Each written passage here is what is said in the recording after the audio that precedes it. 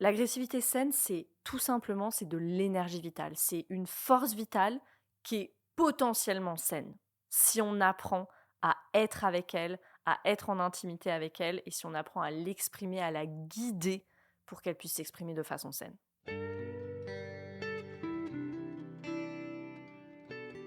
Bienvenue dans Pas de soucis, le podcast pour se libérer de l'anxiété avec Camille Thomas. Je suis Camille et avant d'être coach de santé, j'ai été une grande anxieuse. Je me suis libérée de l'anxiété le jour où j'ai compris que ce n'était pas dans ma tête. Pas de soucis, c'est le podcast pour celles et ceux qui sont fatigués par tout ce qu'ils ont essayé et qui savent qu'ils ont le pouvoir de guérir de l'anxiété naturellement. Alors si tu veux vivre sans anxiété et que tu as l'intuition qu'on ne t'a pas tout dit, ce podcast est pour toi. Je te retrouve tous les lundis pour explorer les pistes qui te permettront d'accéder au calme à l'intérieur de toi. Bienvenue dans cet épisode 61 de Pas de soucis, je suis hyper heureuse de vous retrouver. Cet épisode, ça va être un plaidoyer pour la colère, un plaidoyer pour la colère comme véritable médecine. Reste avec moi et je veux commencer par te dire que si tu penses que le sujet ne te concerne pas, parce que peut-être tu te mets jamais en colère, écoute jusqu'au bout. Parce que c'est surtout toi qui dois écouter, en fait. Et j'expliquerai pourquoi, tu vas comprendre au fur et à mesure de l'épisode. Je vais commencer par une citation de Gabor Maté, qui dit « Les personnes atteintes d'un cancer ou d'une maladie auto-immune, de fatigue chronique ou de fibromyalgie, ou encore de troubles neurologiques potentiellement débilitants, sont souvent invitées à se détendre, à penser positivement et à réduire leur niveau de stress. Tous ces conseils sont bons, mais impossibles à mettre en œuvre si l'une des principales sources n'est pas clairement identifiée et traitée, l'intériorisation de la colère. » Ça, c'est un extrait de son livre « Quand le corps dit non », qui est traduit en français d'ailleurs et que je t'invite chaudement à lire. Donc dans cet épisode, on va parler de la colère et de ce qu'on appelle l'agressivité saine. Dans toutes les personnes que j'accompagne, moi j'accompagne des personnes sur le sujet de l'anxiété, dans toutes ces personnes, j'en ai jamais rencontré une qui avait une relation saine à la colère, qui était en intimité avec sa colère, qui connaissait bien sa colère et qui sait l'exprimer sainement. Souvent, c'est l'un ou l'autre côté du spectre. Donc, il y a moi ce que j'appelle la team volcan, l'équipe volcan. Donc ça, c'est les personnes qui n'ont pas de contrôle sur leur colère. Quand ça sort, et elles me disent « je suis emportée, je peux plus rien faire, je contrôle pas ». Et souvent, elles n'aiment pas beaucoup leur colère. Ou il y a l'autre équipe, la team c'est quoi la colère? Ça, c'est des personnes qui n'ont pas accès à la colère, qui vont pouvoir vivre de la frustration, par exemple, mais qui ont très rarement, voire jamais, accès à vraiment cette colère, le fait d'être en colère. Or, la colère, elle est biologiquement indispensable. Une autre citation du docteur John Sarno, cette fois, qui dit « Réprimer ses émotions en général, et sa colère en particulier, est au cœur de nombreux, voire de la plupart des troubles et syndromes de la douleur chronique. » J'ouvre une parenthèse ici, il a écrit, ça c'est extrait d'un livre qu'il a écrit, et il a écrit un livre sur les douleurs de dos. Donc je reprends la citation. Il s'agit par exemple de troubles tels que la fibromyalgie, la fibrosite, la myélofibrose, la myofasciite, l'ulcère gastro-duodénal, le côlon spastique, beaucoup de mots comme ça, hein, le syndrome du côlon irritable, l'asthme, les migraines, l'acouphène, pour n'en citer que quelques-uns. Plus je travaille avec ces syndromes, plus je suis impressionnée par le rôle de la colère. J'insiste ici sur le fait que ces deux hommes que je viens de citer, donc Gabor Maté et John Sarno, sont médecins. Donc on n'est pas dans du vouvou vaudou. La colère et l'agressivité saine sont des ingrédients essentiels à la santé humaine.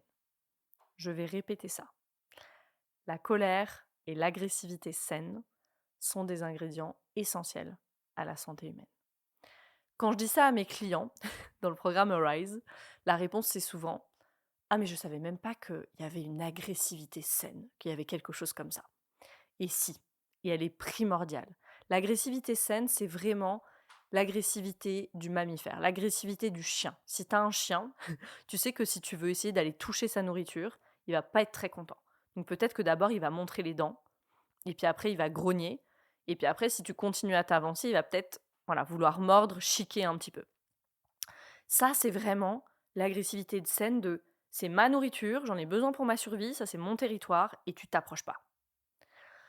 Dans notre société occidentale, on a tendance à mettre ça de côté, à fuir même. On fuit la colère. Et c'est assez ironique parce qu'il suffit de regarder autour de nous le monde qui nous entoure pour voir les dégâts de cette répression de la colère, en constater les dégâts. On est entouré par les résultats d'une colère étouffée, réprimée.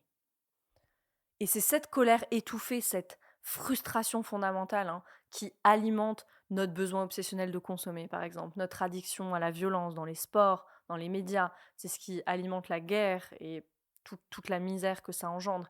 Il y a vraiment qu'à regarder les violences dans le monde. On peut regarder les fusillades dans les écoles, par exemple, pour le constater. Et ici, je veux faire une note et vraiment dire que peut-être en Europe, on a tendance à penser qu'on est protégé et que ça se passe qu'aux États-Unis, ce genre de choses. La dernière en date, c'était en Serbie. Donc c'était bien en Europe. Comme le dit très bien et l'écrit très bien Seth Lyon, la colère réprimée est dans la main qui frappe l'enfant et elle est dans le doigt qui appuie sur la gâchette.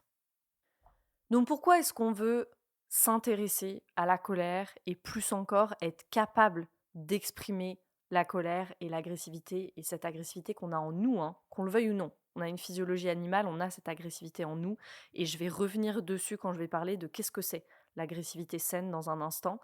Tu vas comprendre à quel point on en a besoin en fait. Donc pourquoi est-ce qu'on veut s'y intéresser et être capable de l'exprimer de manière saine? Pour moi, il y a deux raisons principales. L'une est personnelle et l'autre est plus globale. De façon personnelle, cette colère et cette agressivité saine, elles nous permettent de vraiment donner vie et d'exploiter ce qu'est notre droit biologique de naissance. C'est un droit de naissance. Et ce droit de naissance, c'est d'avoir de la force vitale, de l'énergie de vie, d'être en bonne santé, d'affirmer qui l'on est, de savoir ce qui est bon pour nous. Et c'est en ça que la colère, c'est un impératif biologique. C'est en ressentant de la colère qu'on sait que quelque chose ne va pas, qu'on sait que ce sentiment d'identité qu'on a, notre soi, est compromis d'une manière ou d'une autre, et en danger. Le docteur Harriet Lerner, qui a beaucoup écrit sur le sujet, elle dit que se demander si sa colère est légitime, c'est comme se demander si on a le droit d'avoir soif. Je trouve que c'est une très bonne comparaison. Et peut-être que tu peux retenir ça. Quand je me demande si ma colère elle est légitime, c'est comme si je me demandais si j'ai le droit d'avoir soif ou d'avoir faim. La réponse, elle est oui. Et la seconde raison, c'est une raison plus globale, c'est que tout comme elle est essentielle à la santé humaine, au niveau individuel, la colère, elle est aussi essentielle à la santé du monde. Quand les personnes répriment leur colère, soit elles tombent malades, soit la colère, elle sort à un moment, et souvent de façon pas très belle. CF, ce que je disais juste avant, sur les fusillades. Woody Allen, il a cette phrase, Woody Allen, il a toujours ces phrases absurdes, mais dans lesquelles il y a beaucoup de vérité souvent. Je ne me mets jamais en colère, je développe une tumeur à la place. Cette phrase, elle pourrait résumer l'épisode. Une de mes mentors, Irene Lyon, elle dit que l'expression saine de la colère et de l'agressivité, c'est ce qui guérira le monde. Et moi, je suis assez d'accord, voire complètement d'accord avec ça. Ça va mettre du temps, mais je pense qu'on peut faire beaucoup de choses en une génération. Donc c'est quoi l'agressivité saine? L'agressivité saine, c'est tout simplement c'est de l'énergie vitale. C'est une force vitale qui est potentiellement saine si on apprend à être avec elle, à être en intimité avec elle et si on apprend à l'exprimer, à la guider pour qu'elle puisse s'exprimer de façon saine. Dans tous les cas, quand on arrive sur Terre, elle est saine, cette agressivité. Elle commence à être exprimée vers l'âge de 7-8 mois. Et c'est là que déjà, ça peut commencer à aller de travers. Je vais en reparler dans la partie sur l'agressivité saine et le trauma. Et c'est justement le trauma et la façon dont il détourne notre force vitale. Le trauma, c'est un problème énergétique, c'est un problème d'énergie. Notre énergie, elle est détournée vers la réponse traumatique. C'est ce trauma qui fait qu'il y a énormément de confusion autour de l'agressivité saine, autour de la colère et autour de à quoi elles servent. Ce sont des concepts qui sont hyper mal compris aujourd'hui. La colère est très mal comprise et elle est très mal pratiquée. Une autre difficulté sur ce sujet, c'est que cette colère et cette agressivité saine, souvent, elles nous ont jamais été modelées, en fait, de façon saine. On a pu vivre beaucoup de colère dans le foyer, mais de façon saine. Là, parmi les personnes qui m'écoutent, qui a eu des parents qui faisaient demi-tour pour aller dans un endroit plus calme, sentir leur colère monter, l'exprimer de façon saine, et puis revenaient beaucoup plus régulés? Ou qui encourageaient leurs enfants à faire ça aussi, qui tenaient l'espace pour leur colère? Généralement, quand je décris ça, mes clients dans Rise, ils rient aux éclats parce que la plupart d'entre nous pour la plupart d'entre nous, c'est juste une autre dimension ça, en fait, c'est lunaire. Mais si on apprend à travailler avec la colère, avec notre agressivité, ça peut exister ça. Et pour ça, il faut qu'on apprenne, il faut qu'on explore ce que ça veut dire, ce que c'est que d'être un mammifère, parce qu'on est des mammifères, et ce que c'est aussi que d'être un humain. L'agressivité saine, la force vitale et le trauma, c'est 3 choses qui sont intimement liées. Je vais citer Peter Levine ici, qui dit: «L'agressivité est la capacité biologique d'être vigoureux et énergique, en particulier en utilisant l'instinct et la force. Dans l'état d'immobilité, entre parenthèses traumatisme, ces énergies assertives sont inaccessibles. Le rétablissement d'une agressivité saine est un élément essentiel de la guérison d'un traumatisme. L'autonomisation et l'acceptation de l'autorité personnelle découlent de la capacité à choisir la direction et l'exécution de ses propres énergies.» Et ça, c'est dans son livre Réveiller le tigre, qui lui aussi est traduit en français et que je t'invite également chaudement à lire. Il y a une phrase que je vais répéter. Le rétablissement d'une agressivité saine est un élément essentiel de la guérison d'un traumatisme. Je pense que j'ai pas besoin de revenir sur cette phrase, c'est assez clair, c'est limpide même. Ensuite, il y a cette phrase. L'autonomisation est l'acceptation de l'autorité personnelle. Elle découle de la capacité à choisir la direction et l'exécution de ses propres énergies.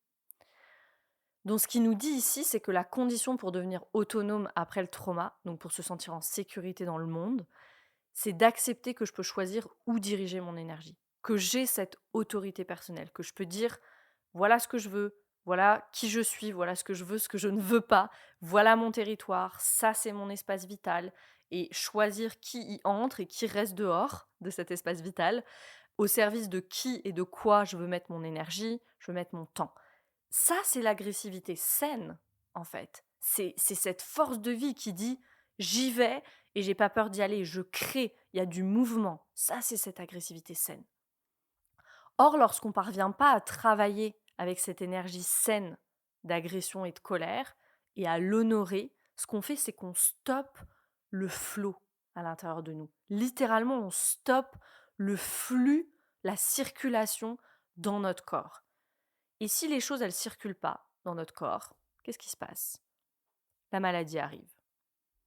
Il y a un proverbe chinois qui dit les maladies naissent dans l'eau stagnante. On comprend bien le concept. Donc peut-être qu'ici tu te dis, elle est gonflée quand même de dire que je suis malade, que je suis anxieuse, que je vais pas bien parce que je me mets pas assez en colère. Je comprendrais que tu penses ça. Et à ce stade, on a besoin de rappeler 2 choses. J'ai évoqué tout à l'heure le docteur Harriet Lerner et son livre, qui s'appelle The Dance of Anger, la danse de la colère, date de 1985. Donc ce que je dis, c'est vraiment pas nouveau. Et plus récemment, on a Gabor Maté aussi qui fait un travail formidable et qui a un historique de plus de 40 ans à voir des patients, dont des patients en phase terminale, dont des personnes qui ont des addictions. Et lui, il fait encore et encore et encore ce lien entre intériorisation, donc non-expression, répression de la colère et la maladie.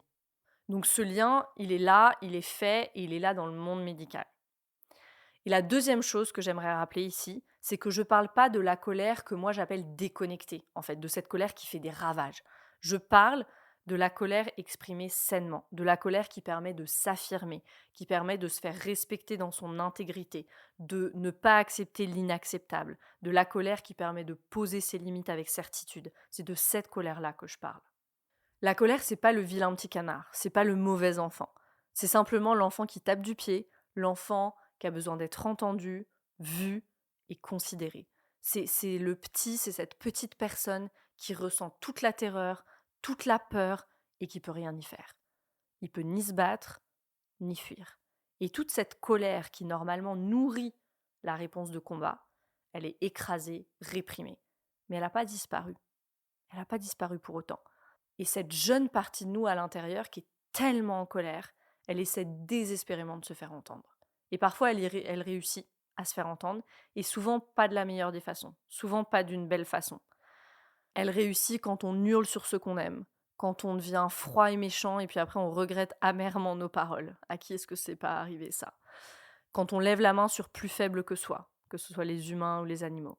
Et c'est pour ça que la colère, elle a mauvaise presse. C'est pour ça qu'on déteste cette partie de nous en colère.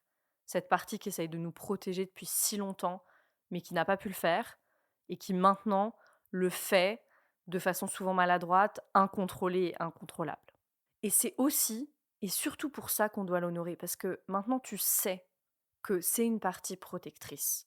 Quand on sait à quel point nos parties protectrices, elles travaillent dur, on peut vraiment aller dans ce travail avec la colère et l'agressivité saine en disant à ces parties de nous, ok, je vais t'aider. Je vais t'aider à récupérer ce qui t'a été volé. Et ça, c'est une grande partie du travail qu'on fait dans mon programme Arise.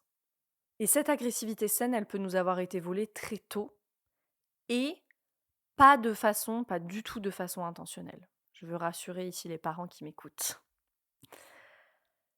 Cette agressivité saine, elle commence à être exprimée vers l'âge de 7-8 mois, quand le bébé il commence à sentir sa force en fait. Quand il a ses muscles qui se développent, il commence à les sentir et du coup il essaye.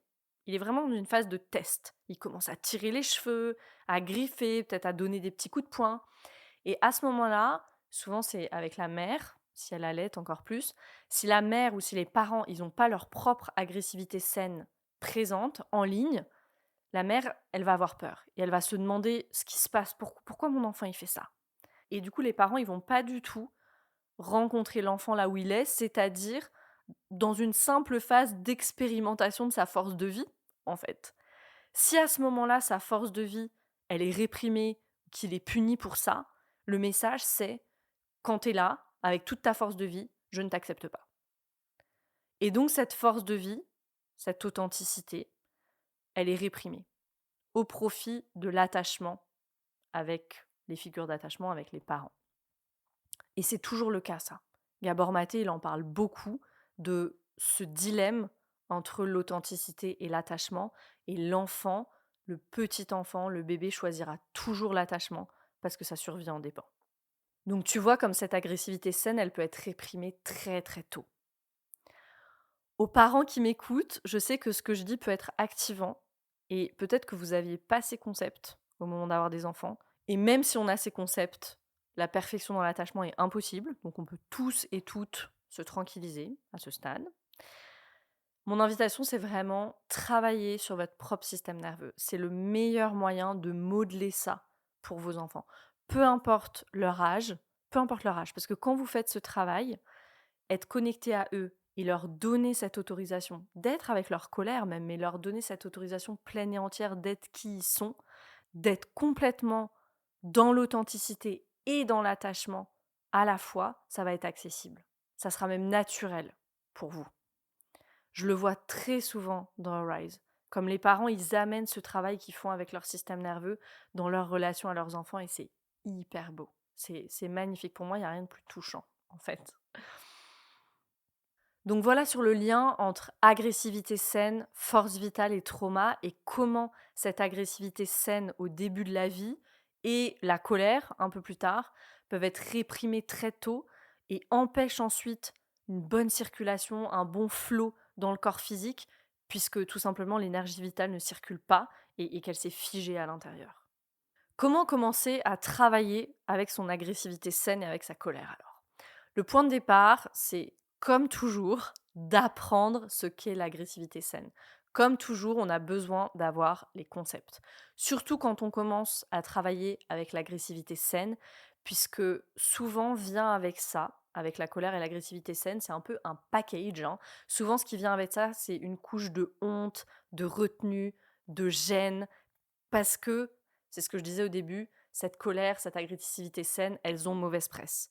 Quand je travaille au niveau somatique avec ça, souvent la réaction des personnes c'est «Oh non, je peux pas faire ça», quand il s'agit de se défendre et d'exprimer l'agressivité saine. Or, c'est précisément ça qu'on veut réactiver à l'intérieur de nous, c'est cette capacité à se défendre, à poser nos limites, à diriger notre force vitale là où on veut qu'elle aille. Donc apprendre les concepts et apprendre vraiment intégrer jusque dans nos cellules que cette colère et cette agressivité saine, c'est pas une mauvaise chose. C'est pas une chose à éviter, à contourner, mais c'est une chose à embrasser, à réveiller en nous. Souviens-toi du titre du livre de Peter Levine, Réveiller le tigre. Ah. Le tigre, il rugit, on veut réveiller ça à l'intérieur de nous. 2, on veut construire la capacité biologique d'être avec ça, d'être avec toutes les sensations, les émotions, les impulsions du corps, tout en restant connecté au moment présent. Ça, c'est essentiel quand on travaille avec le trauma. On reste connecté au moment présent et on reste connecté à l'environnement et aux autres autour de nous. C'est vraiment ce travail corps, esprit, environnement. Et sur le sujet de la colère, je dirais même corps, esprit, environnement et les autres aussi. Parce qu'il y a avec nous, au niveau de la colère, et il y a avec les autres aussi. Est-ce que on peut être à l'aise avec les autres, avec leur intensité, avec leur débordement, avec leur colère, avec leur douleur, avec leur bagage, finalement? Il y a plein de moyens de travailler à 2 avec la colère, par exemple dans le couple, et c'est hyper guérisseur ça. C'est hyper guérisseur et j'irais même plus loin, c'est essentiel pour avoir une relation aux fondations solides. Une relation à soi, une relation aux autres. Et ça, c'est particulièrement vrai pour les futurs parents, on l'a vu. Si toutes les personnes qui veulent avoir des enfants rétablissaient avant leur propre agressivité saine, avant d'avoir des bébés, ça serait extraordinaire. Ça voudrait dire que les futurs habitants de cette planète seraient tous en capacité d'être connectés à leur colère, de la ressentir, de la guider et de l'exprimer d'une façon saine. Ça voudrait dire qu'ils se donneraient l'autorisation de poser leurs limites et du coup, ça serait hyper clair pour tout le monde. Ça voudrait dire que leur force vitale serait accessible pour se mettre au service de leurs projets et des autres. Et ça voudrait dire qu'ils n'auraient pas peur de la colère, de l'agressivité, de la force vitale de l'autre, puisque chacun sait comment s'en servir. Imagine ça un instant. Waouh! Donc 1, apprendre les concepts, 2, construire la capacité biologique dans son système nerveux et 3, une fois qu'on a un peu plus de capacité, venir travailler avec les principes somatiques de titrage et de pendulation. Donc ça veut dire quoi? Ça veut dire venir travailler par petits bouts, par petits morceaux. Ici, on ne veut pas ces pratiques cathartiques là qui sont utilisées aujourd'hui. On prend un tambour, on respire fort et let's go, on crie notre colère. Le système nerveux, il n'intègre rien dans ces circonstances-là. Et dans ces setups-là aussi, parce que souvent c'est pendant des retraites, c'est en groupe, il y a pas du tout assez d'intimité pour pouvoir être avec ça, parce que c'est quand même des choses qui peuvent être intenses. Elles peuvent avoir leurs bénéfices, ces principes cathartiques, mais souvent ce qui se passe, c'est que ça va mieux pendant les 5 jours de la retraite et puis après tout revient comme avant. Voire pire parce qu'on a dépassé la capacité du système souvent. On a besoin de praticiens qui sont en contact avec leur propre agressivité saine. On a besoin que les personnes qui commencent ce travail, elles aient une vraie volonté de ralentir pour guérir et de laisser tomber les solutions que moi j'appelle les solutions McDrive, c'est-à-dire les solutions vite vite, et qui ont une vision vraiment à long terme, et de leur guérison et pour elles-mêmes. Pour terminer, je vais t'inviter à commencer à travailler avec cette colère et cette agressivité saine à l'aide de 2 petites pratiques somatiques. La première, c'est une pratique qui va nous inviter à être le mammifère qu'on est, l'animal qu'on est, à reconnecter à cette physiologie animale. Qu'on le veuille ou non, on est des mammifères, on est des animaux humains. Oui, on a un cortex préfrontal, on a ce gros néocortex là qui nous permet de faire plein de choses et nous permet justement très bien d'étouffer toutes nos réactions instinctives et de réprimer cette colère. Mais on a cette physiologie animale. Donc on va reconnecter à ça. La prochaine fois que tu es en colère ou que tu es frustré, ce que je vais t'inviter à faire, c'est d'observer ta lèvre supérieure et de l'encourager à la soulever un petit peu. Sans forcer, c'est vraiment soutenir le mouvement, aider le mouvement si c'est là. Quand un mammifère est en colère, vous savez, les chiens, c'est la lèvre, elle voudra soulever, un peu comme ça, en grognant. Quand on grogne, la lèvre, elle se soulève. Ce qui est important ici, c'est moins le mouvement que vraiment l'impulsion. Donc si c'est pas là, si ça vient pas, vraiment ne force pas. On veut pas juste soulever la lèvre pour soulever la lèvre, OK? Ce qu'on veut, c'est soulever légèrement une partie de la lèvre supérieure et voir s'il y a un grognement naturel qui émerge ou pas. Tu vas voir aussi que s'il y a ça, sûrement il y a les yeux qui sont impliqués. Les yeux, ils se rétrécissent. Il y a cette agressivité hein, qui est là. Et vois si tu peux laisser faire ça. Vois si tu peux vraiment laisser ton visage adopter l'expression de cette agressivité, de cette colère. Sans rien planifier, sans rien forcer, laisse ton visage faire et vois s'il y a des sons qui sortent de façon vraiment organique, naturelle. Et sans cette énergie qui monte en toi pendant ce process. Donc ça, c'est la première pratique.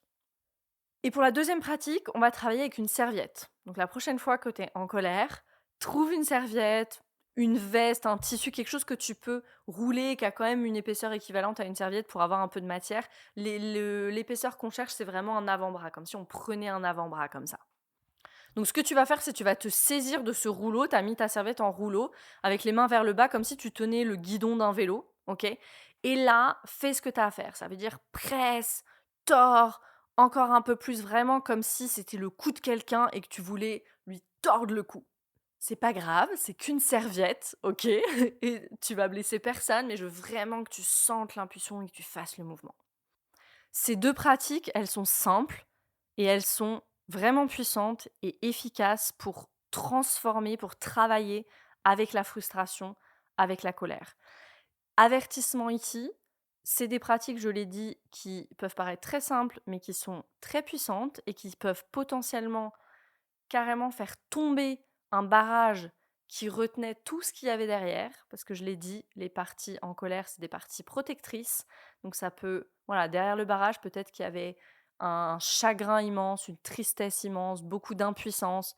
Donc voilà, je ne sais pas ce qui va sortir pour toi lors de ces pratiques, donc assure-toi que tu sois dans un endroit safe, un endroit calme, où tu peux laisser être ce qui est là et laisser émerger ce qui a besoin d'émerger de façon naturelle.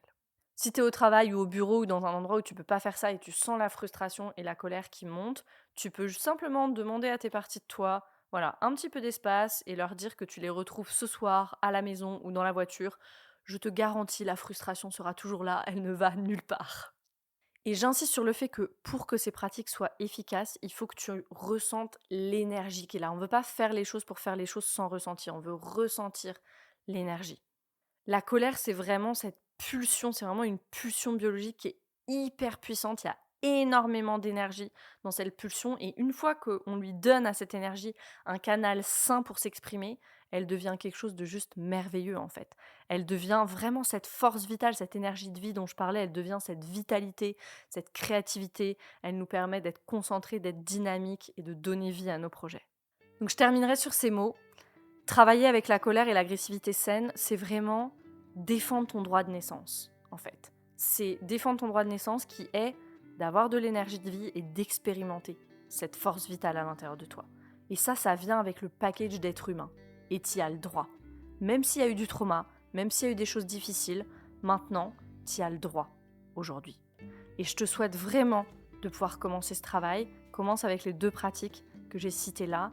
Je te remercie pour ton écoute et je te dis à très bientôt pour un nouvel épisode de Pas de soucis.